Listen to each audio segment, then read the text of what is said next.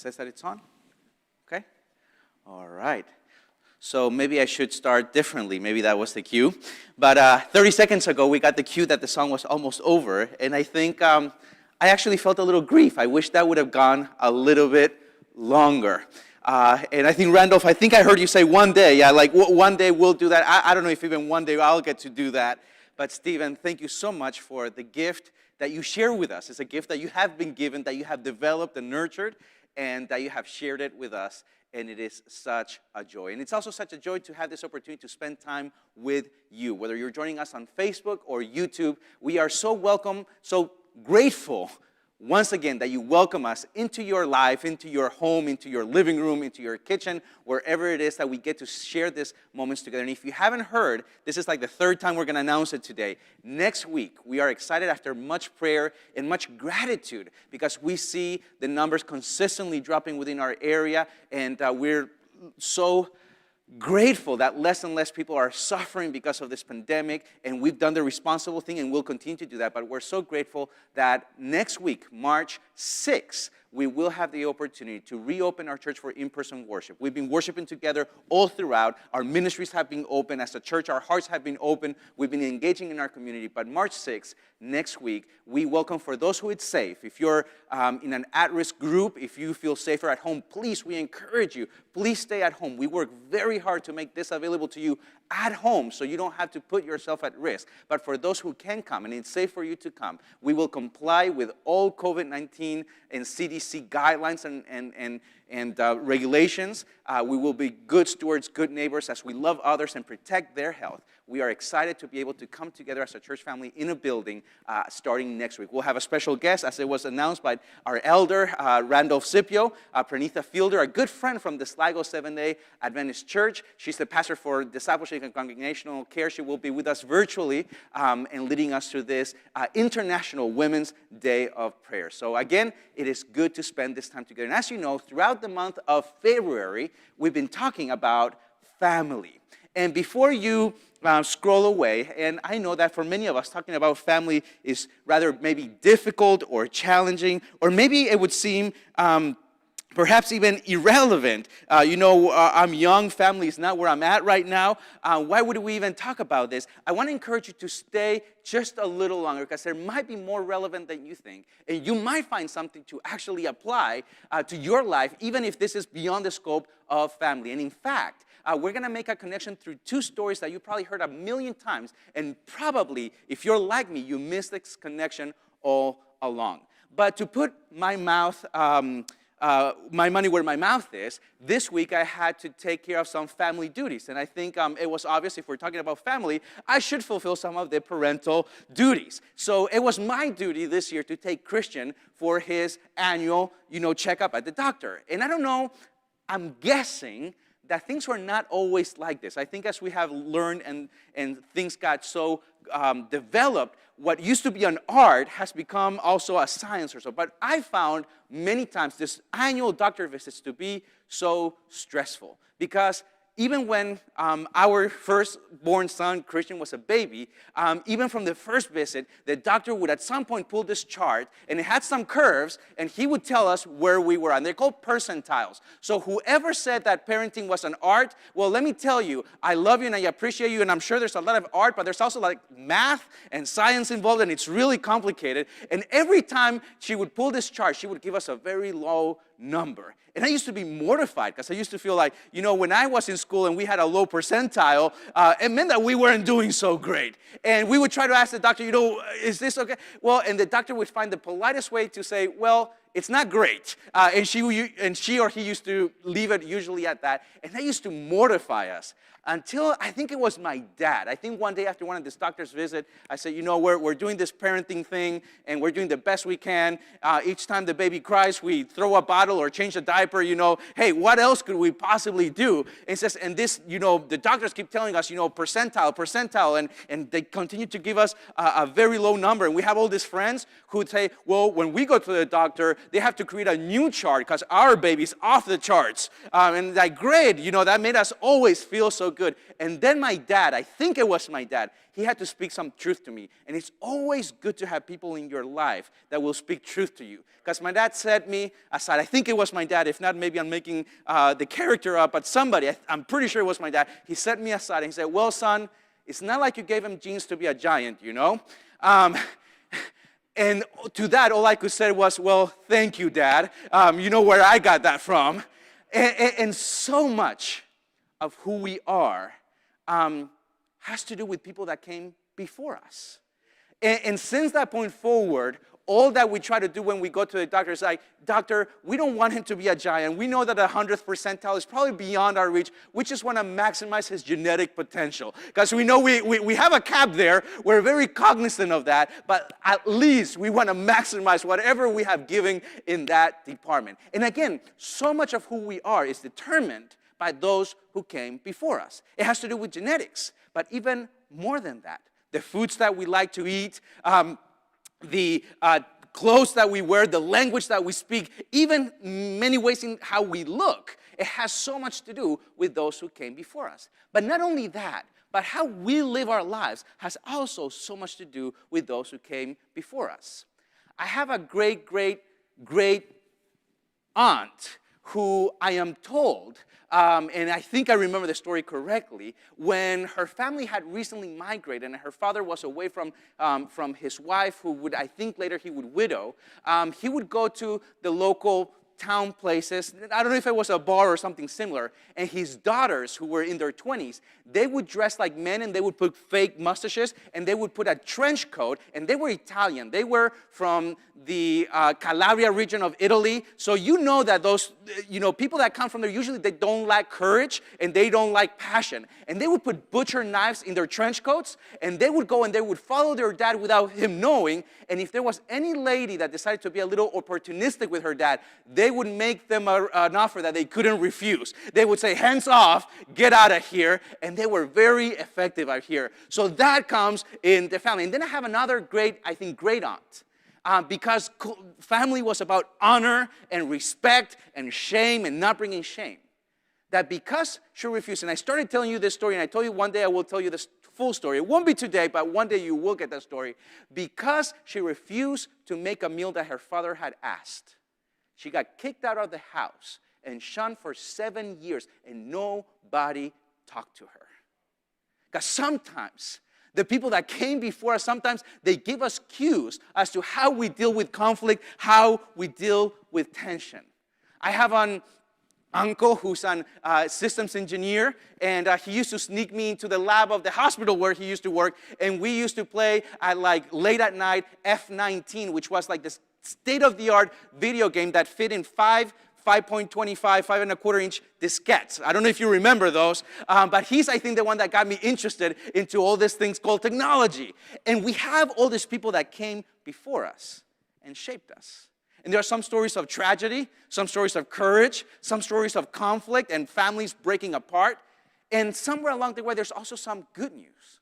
Because somewhere along, I had a grandfather who, even though when he had a calling to become a minister, he lost a daughter that was 4 years old, he never wavered his faith. And everywhere he would go, he would talk about this idea that Jesus was coming soon. And he had migrated from one continent to the next. He brought nothing with him. He developed and generated a lot of wealth. And then when he decided to be true to God's calling for his life, he lost all of that. And yes, his faith never wavered. So much so that when I met him, I remember as a teenager, I had a hard time going out with my grandpa because I think I shared this before. Everywhere he went, if he went to Giant, that was his favorite grocery store, he wanted to give the cashier a Bible study. And he didn't speak English. That was the problem. So I had to translate for him. And sometimes it made me feel a little uncomfortable already. I was a teenager, immature at the time, and that's who he was. So much so that before he went to rest in Jesus, before he passed away, his last words were, Jesus is coming soon. Get ready. And it is, in a large degree, I believe, that I am here. He is, perhaps to a large degree, the reason why I get to be here today. And here's the truth. Here's what I want to leave with you. For better or worse, you are who you are because of those who came before you.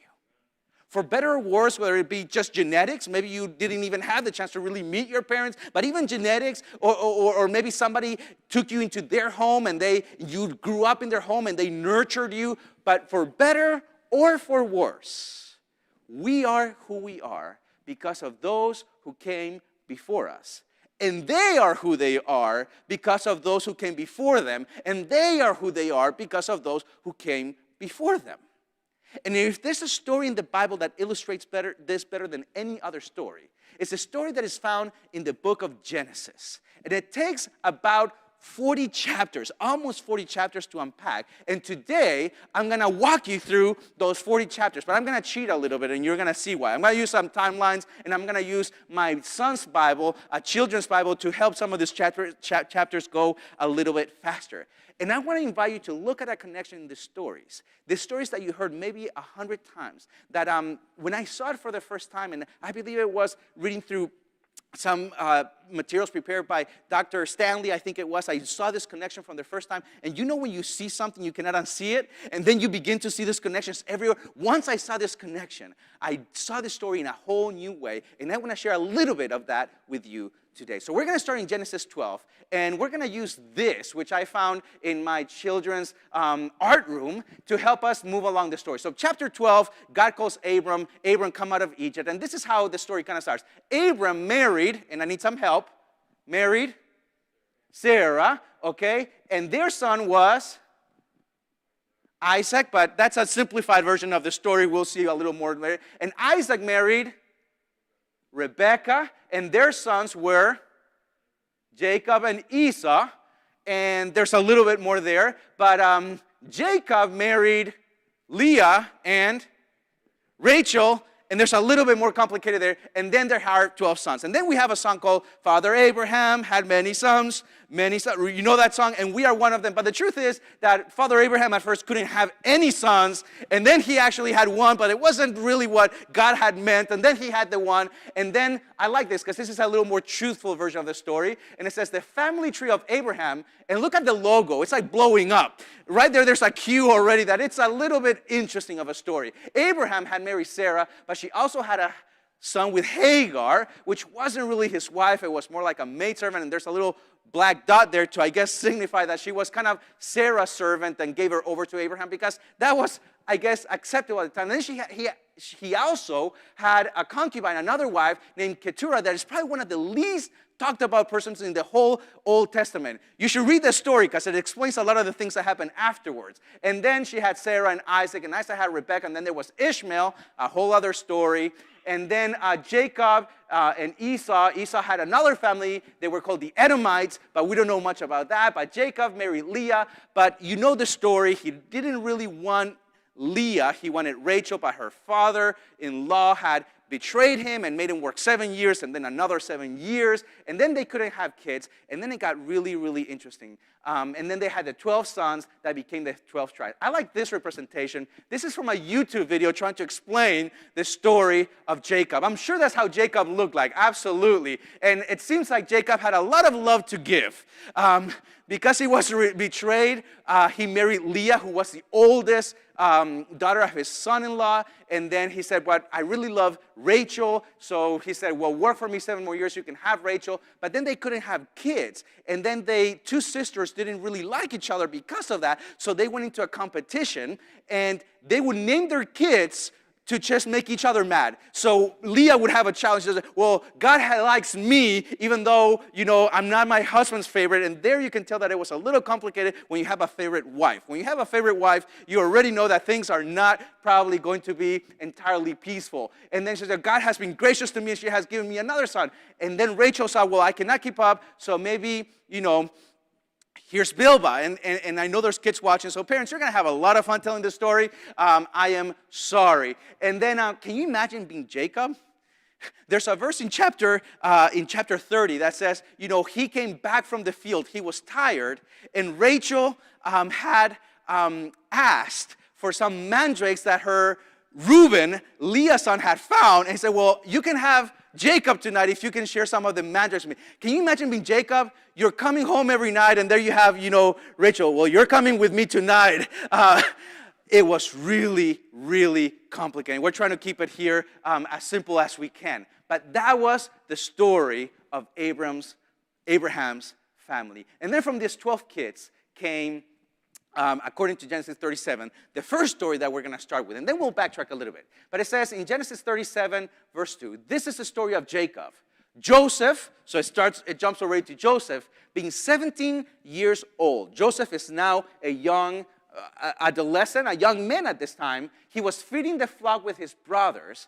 And remember, he comes from all that backlash, that backstory. He's the only son that Rachel had with Jacob. There's all these issues about Rachel being the favorite wife and all this other process. And the lad was with the sons of Bilhah, that was Rachel's servant, and the sons of Zilpah, which was Leah's servant, and his father's wives. And Joseph brought a bad report of them to his father.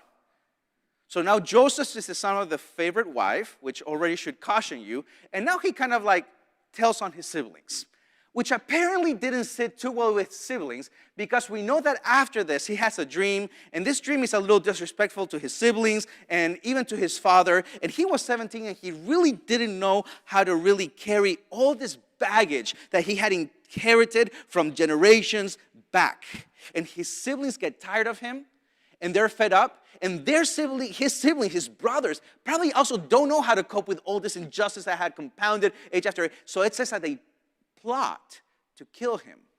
But one of the brothers that had at least a little bit of a level head, he said, well, let's not kill him. And they decide to do something that perhaps is even worse. They sell him as a slave. And they take that robe that his father had given him, which also probably made things worse for Joseph, because it was obvious that now his father also favored him. And he is sent to Egypt, sold as a slave, robbed of his family, his culture, the love that he would get at least from his father and maybe his mother. And he starts a brand new life as a stranger, as a slave in a brand new country. And the story tells us that he is taken into the house of a very important person, some sort of leader in Egypt. His name was Potiphar. And it seems like Joseph, in spite that he told on his brothers, he was a good charactered young man. And he was wise and astute, and God was with him apparently. And he was now in Potiphar's house. And Potiphar's wife, apparently Joseph was also good looking, takes interest on him. And now Potiphar's wife also says, come here, Joseph. And Joseph decides to say, no, I'm not going to do that. And he says, how could I dishonor my master? And how could I sin against my God? Are you serious? That God that allowed you to be beaten to the brink of death? The God that allowed all this family dynamics to collapse on you? The same God that now has led you into a new country as a slave and didn't protect you from that? That God is with you? And Joseph said, I will not sin against my master, and I will not sin against my God. And because of his integrity, because of his decision, because of his actions, he rejects Potiphar's wife. And it seems like Potiphar's wife didn't like rejection very much. She couldn't deal with the rejection well. So she now accuses Joseph of something that he obviously didn't do. He calls the guards, and Potiphar had no choice but to believe his wife, because what could Potiphar do? A stranger, a foreigner, an immigrant, a slave? Am I going to believe him over my wife? So he throws now Joseph into the dungeon, into a pit, once again, for doing, this time at least, the right thing. And now the Bible tells us that Joseph is not only in jail, it says that he's in the dungeon of the jail. Because you can fall low, but you can fall lower though. This is, I guess, like solitary confinement, but like 3,000 years ago. So more than 3,000 years ago. So this was bad, really, really bad. And then we find this gem of a verse. Genesis 39:21, it says, but the Lord was with Joseph. And Joseph showed him mercy. Great, great, great. God showed him mercy. And he gave him favor. Yes, yes, God gave him favor in the sight of the keeper of the prison, in the sight of the jail warden.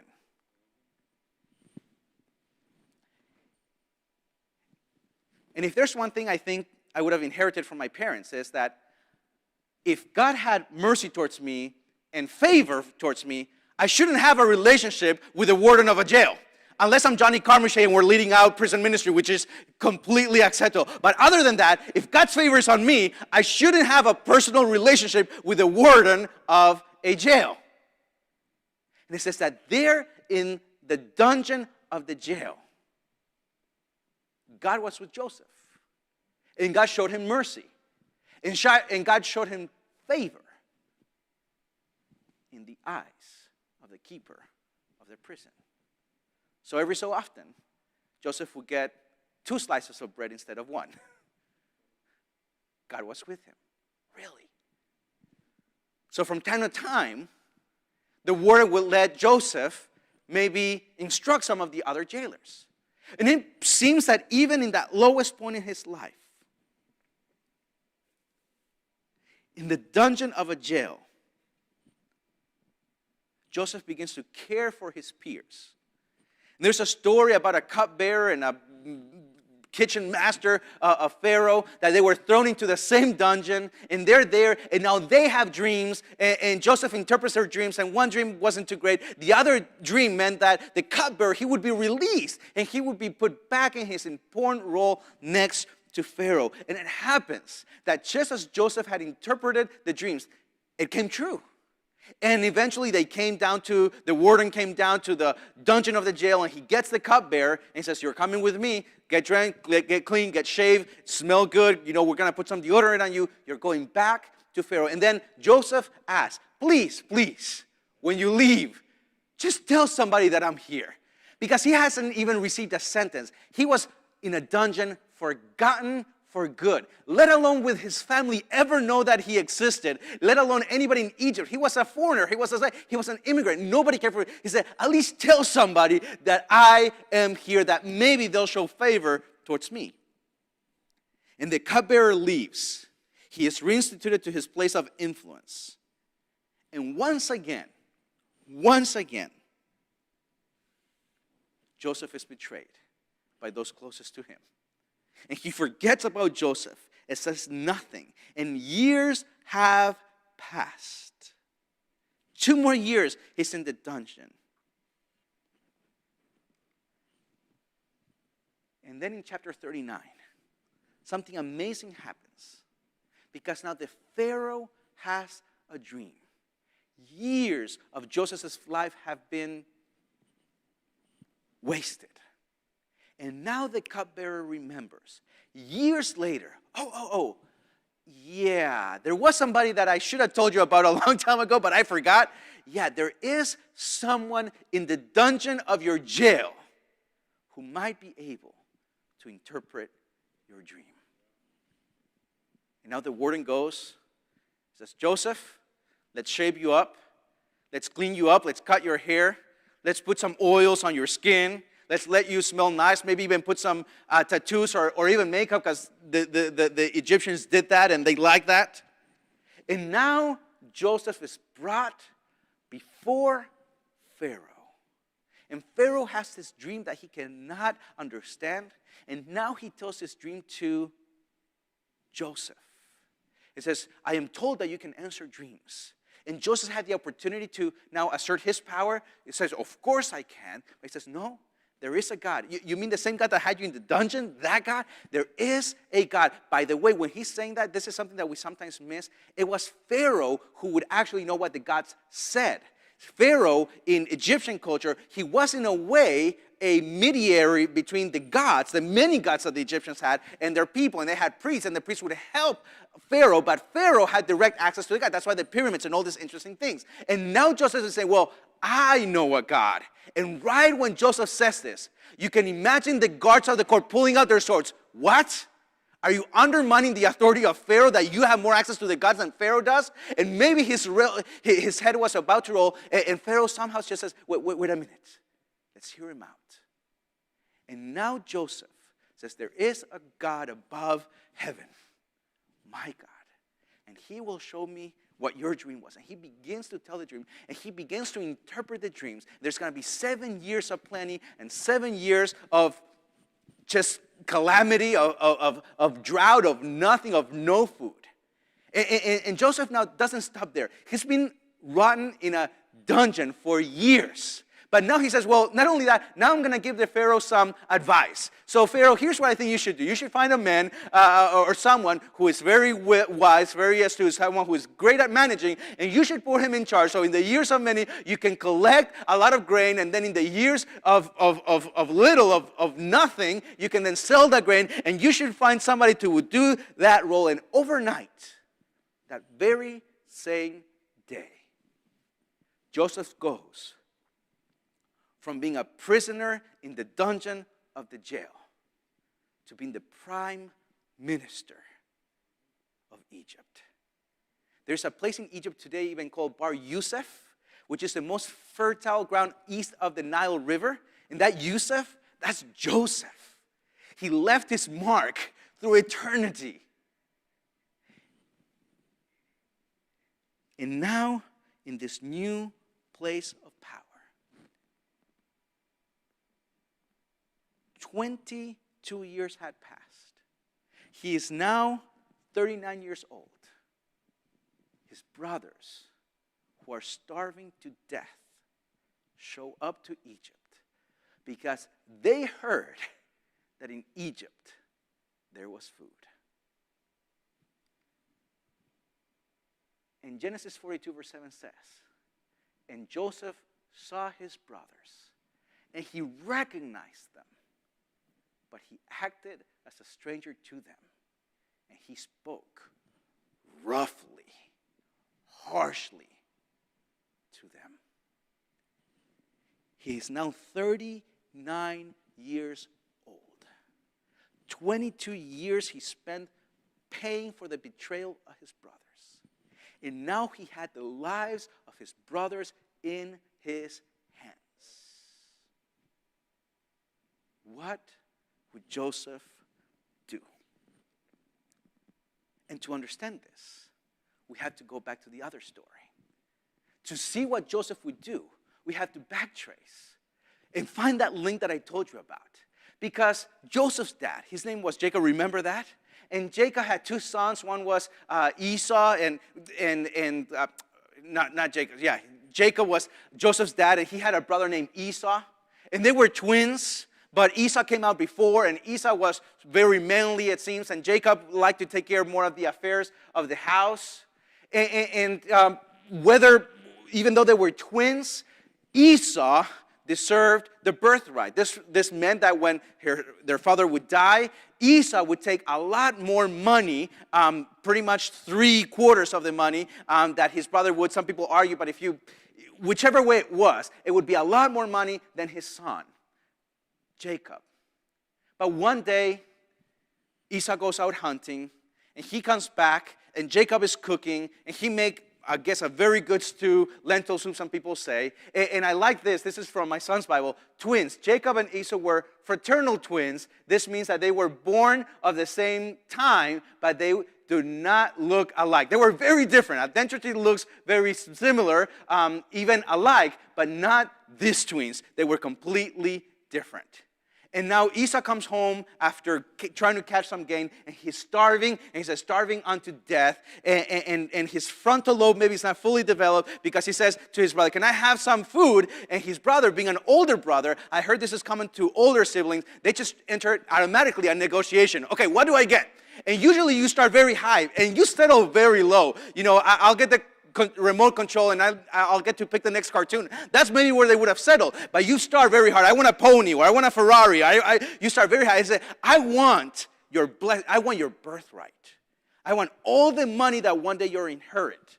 And Esau said, sure. And the Bible says that day, Esau despised his blessing, his birthright. And now time had passed, and they were adults. And now the time for his father to come to rest is coming. And Jacob had already stolen the birthright, the money, the material goods. But now his mother begins to scheme with him. And now they're going to also rob Esau, his blessing as a firstborn. And you know the story. They get some a sheep's skin, some very furry material put on his arms. And right there it looks like Jacob didn't want to do it, but maybe he was in it. I don't think you would let your mom do something when you're a grown man without you really wanting to. But we won't analyze that. But he goes into his father. And he betrays his brother Esau. And it says in Genesis 27:41 that because of this, Esau's heart broke. He wept in front of his father. Do you even have a blessing for me, as he says? And his father says, no, I already gave it away. I'm sorry. So Esau hated Jacob because of the blessing which was his father blessed him, with which his father blessed him. And Esau said in his heart, the days of mourning for my father are at hand. I will honor my dad's memory. I will mourn him. But then I will kill my brother Jacob. Because maybe they too were from Calabria, Italy. Vendetta. Vengeance. I'm going to kill you. So now Jacob has to flee. And he takes his, whatever he has, and he goes to a land far, far away with Laban, an uncle.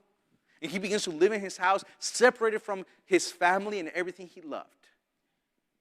But then after many years, the Lord said to Jacob, return to the land of your fathers and to your family, and I will be with you. At this point, Jacob had a family. That whole thing with Leah and Rachel had taken place. Remember that you're coming with me. Yeah, all that had happened. He had many children. And now God says, it's time for you to go face your actions. Face what you did. And Jacob is terrified. He's afraid, I'm sure. But God says, I will be with you. So he gets his family, he gets his belongings, he gets all these things, and he gets back. And now Jacob lifted his eyes, he's almost reaching Canaan. In chapter 33, verse 1, and he lifted his eyes and he looked. And there, Esau was coming. And with him were 400 men. What do you think those 400 men were there to do? They were the moving company saying, hey, let's help you put the furniture back together. Was that what that was about? These were 400 able-bodied warriors ready to fulfill that word that Esau had said, I will kill him. I will kill him. So now Jacob divided the children among Leah, Rachel, and the two maidservants. And you know that night Jacob spent praying and he wrestled with God as one of the most powerful texts in the Bible, okay? And then he says, and he put the maidservants and his children in front. And then Leah, anyways, let's leave it at that. Leah and her children behind. And then Rachel and Joseph last. And for some reason, the author of Genesis, which many of us believe to be Moses, chose to only put the name of Joseph above all other names in this story. And then he crossed over before them. I guess finally Jacob got a little bit of courage. And he bowed himself to the ground 7 times until he came near to his brother. And each time he bowed down, he begged for his brother forgiveness and restoration. And his brother Esau, who had come with 400 soldiers to finally fulfill his word to kill him, he says, but Esau ran to meet him and embraced him and fell on his neck and kissed him. And all Western men are saying, ew, 2 men kissing, that's like weird. That was okay back then. Don't worry about it. And then they wept. And By the way, Esau was very hairy indeed. You look at that picture. Oh, my goodness.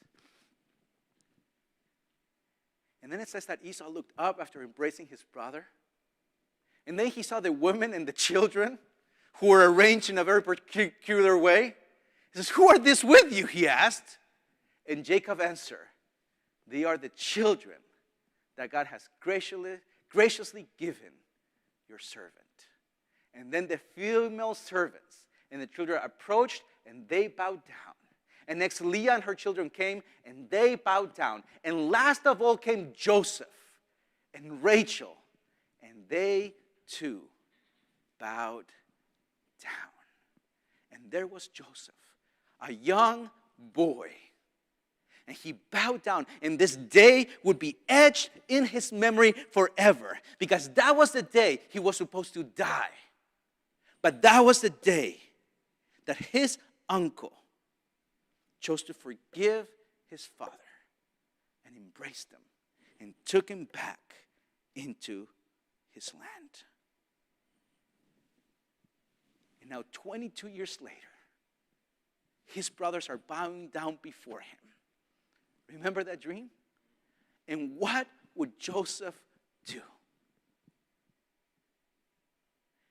And I have very little doubt that perhaps his mind went back to, obviously, when his brothers were beating him.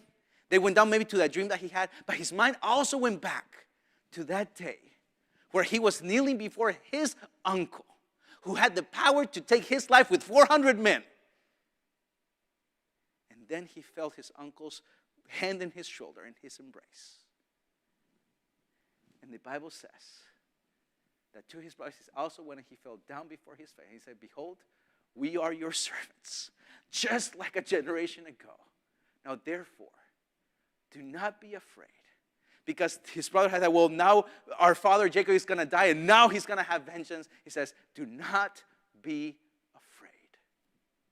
What you meant for evil," one of my favorite texts in the Bible, "God has meant for good, for the salvation of many. Do not be afraid. I will provide for you and your little ones." And he comforted them, and he spoke kindly to them. Now Joseph, who had the power to have the lives of his brothers in his hands and their families, who could have starved them to death or even killed them himself, that day, after having some fun with them, because he did, he chooses to do what his uncle did. And he chooses to turn what his brothers had intended for evil for the saving of many souls.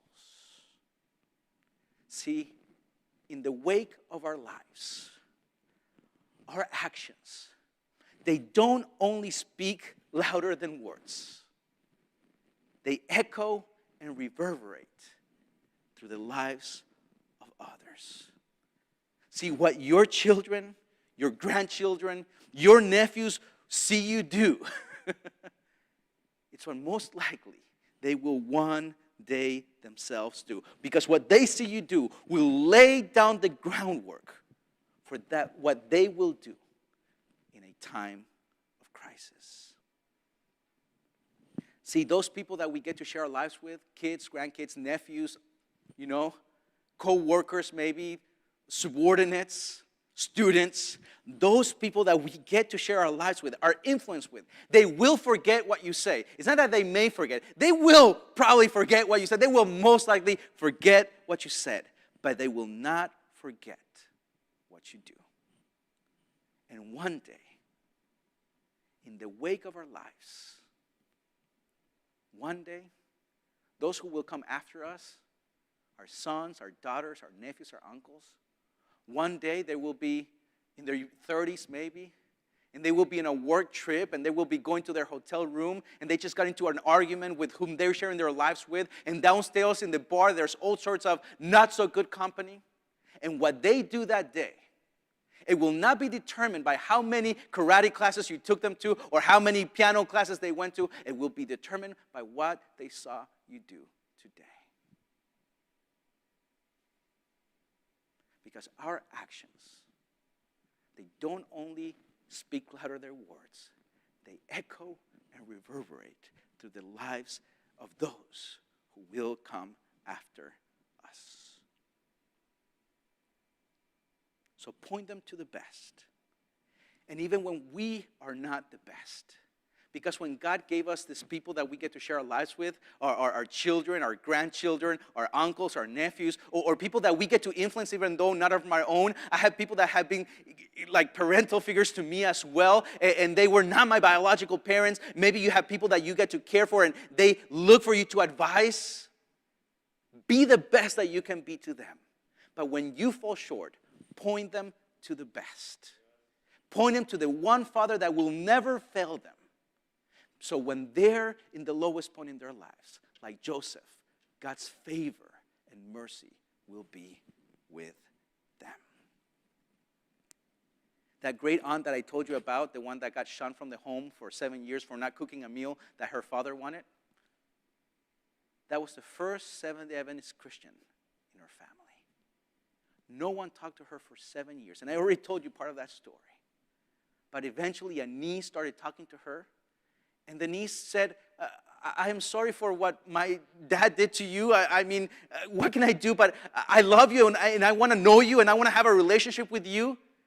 And they restored their relationship. And then that niece brought a brother, and that brother brought another brother, and then eventually another aunt and uncle and friend. And today,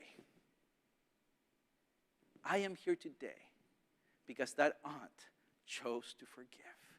Today in our family, we are 6 pastors. We have 3 teachers. We have 8 medical missionaries that have served in different parts of the world. And that's not counting extended family. That's only immediate family.